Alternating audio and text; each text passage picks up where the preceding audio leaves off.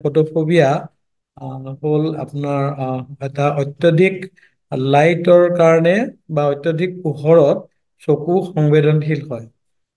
যেতিয়া চকুৱে অত্যধিক পোহৰ সহ্য কৰিব নোৱাৰে, সাধাৰণ ভাষাত ক'বলৈ গ'লে, তেতিয়া আমি ইয়াক ফটোফোবিয়া বুলি কওঁ। ফটোফোবিয়া মানে লাইটৰ কাৰণে ভয়টো বুজায়, কিন্তু এইটো ক্ষেত্ৰত লাইটৰ কাৰণে ভয়টো নহয়। ইয়াৰ ক্ষেত্ৰত হ'ল কি লাইটটোৰ কাৰণে অতি সংবেদনশীল হোৱা। যিটো পোহৰত বা যিটো পোহৰত এজন মানুহ ভালদৰে বা আৰামত বা কোনো অসুবিধা নোহোৱাকৈ থাকিব পাৰে, তো সেইখিনি পোহৰতে যদি এজনে দিগদাৰি পায় বা অসুবিধা পায়, তেতিয়া আমি ইয়াক ফটোফোবিয়া বা অত্যধিক সংবেদনশীল পোহৰৰ কাৰণে বুলি আমি কওঁ। ফটোফোবিয়া বা সংবেদনশীল বা লাইট সহ্যহীন যদি ক'বলৈ যোৱা যায়, তেতিয়াহ'লে ইয়াৰ কাৰণে অনেক কাৰণ থাকে, বহুত কাৰণ। ইয়াতে যদি আপুনি চকুতেই খালি সীমাবদ্ধ নহয়, চকুৰ পৰা আৰম্ভ কৰি আপোনাৰ নাৰ্ভৰ পৰা আৰম্ভ কৰি লাইটৰ পৰা আৰম্ভ কৰি বা পোহৰৰ বেছি পৰিমাণৰ পৰা আৰম্ভ কৰি এই গোটেইখিনি বস্তু চাই, এতিয়া ধৰক আমি অকল মাইগ্ৰেইন বুলি ক'লে নহ'ব। এতিয়া যদি আমি চাওঁ চকুৰ ক্ষেত্ৰত, আমি চকুৰ বিভিন্ন ধৰণৰ ৰোগ আছে। এই ৰোগৰ কাৰণে মানে চকুৰ ফটোফোবিয়া হয়। যেনে চকু যদি আমি ওপৰৰ এতিয়া যিটো আমাৰ জয় বাংলা বা আই ফ্লু যিটো হ'ল, তাতো ফটোফোবিয়া হয়। গতিকে চকুৰ বিভিন্ন ধৰণৰ ৰোগ, গতিকে কনজাংটিভাইটিছৰ পৰা আৰম্ভ কৰি চকুৰ মণিটোত দুখ পোৱাৰ পৰা আৰম্ভ কৰি আনকি কেটেৰেক্ট, গ্লুক'মা, ডায়েবেটিছ, বহু ধৰণৰ চকুৰ ৰোগ আছে যি প্ৰথমতে আপোনাৰ ফটোফোবিয়া হ'ব। গতিকে মাইগ্ৰেইন নাৰ্ভৰ কাৰণো বহুত আছে। যেনেধৰণে আপুনি ক'লে যে মাইগ্ৰেইনৰ কাৰণেও মানুহৰ ফটোফোবিয়া বা লাইটৰ কাৰণে বা পোহৰৰ কাৰণে সহ্যহীনতা হয়। ফটোফোবিয়া মানুহে যেতিয়া লাইটটো সহ্য কৰিব নোৱাৰে, তেতিয়া বহুতখিনি মানুহৰ মানে অসুবিধা হয়। তেতিয়া তেখেতৰ যথেষ্টখিনি সমস্যা হয়। যেনে ধৰণৰ অত্যাধিক লাইট হ'লে তেওঁৰ মূৰৰ বিষ হ'ব, চকুৰ পৰা পানী ওলাব, লাইটটো চাবলৈ ভাল নাপাব, যিকোনো কাম কৰিবলৈ অলপ পোহৰতে অসুবিধা পাব, অনবৰতে চকুটো বন্ধ কৰি থাকিবলৈ মন যাব, বা লাইটত কোনো ধৰণৰ কাম আনকি কম্পিউটাৰত চোৱাৰ পৰা আৰম্ভ কৰি পঢ়া শুনাৰ পৰা আৰম্ভ কৰি সকলোখিনি কাম কৰিবলৈ তেওঁ দিগদাৰি পাব।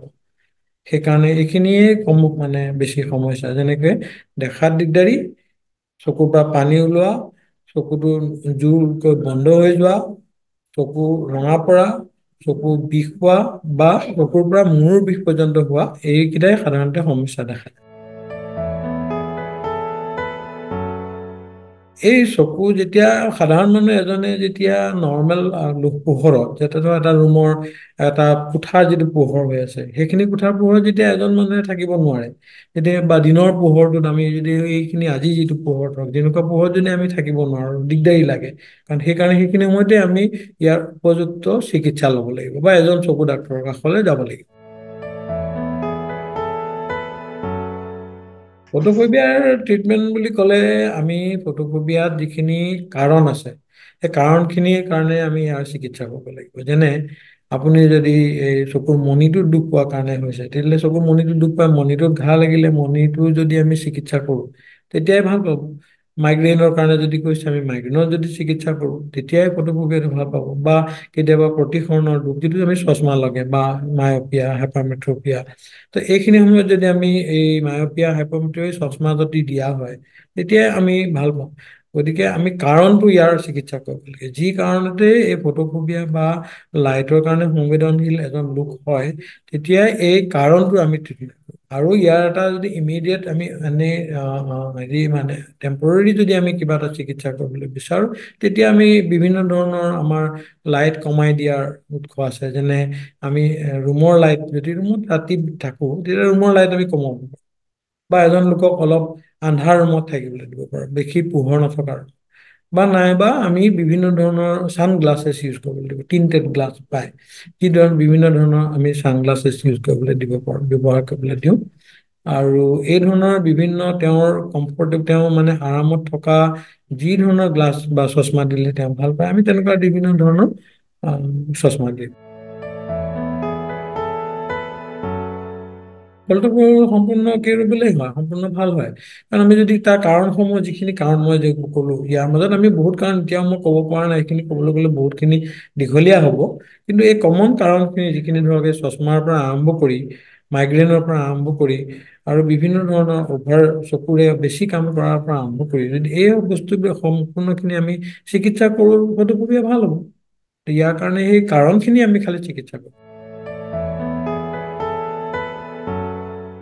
এজন লোকে যেতিয়া ফটোফোবিয়া হৈ থাকিব, এজন মানুহৰ যেতিয়া লাইটটো চাব নোৱাৰিব, বা অলপ পোহৰ পালে তেওঁৰ চকুৰ পৰা পানী ওলাব, মূৰৰ বিষ হ'ব, চকু মেলি থাকিব নোৱাৰিব, তেতিয়া তেওঁৰ দৈনন্দিন কাম সম্ভৱ কৰিব নোৱাৰিব।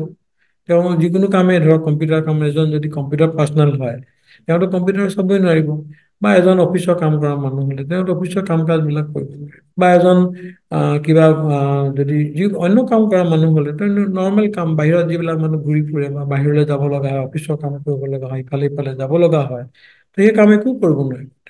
গতিকে তেওঁৰ কামখিনি যথেষ্টখিনি হেম্পাৰ কৰিব। গতিকে ইয়াৰ চিকিৎসা আমাৰ অতি দৰকাৰী।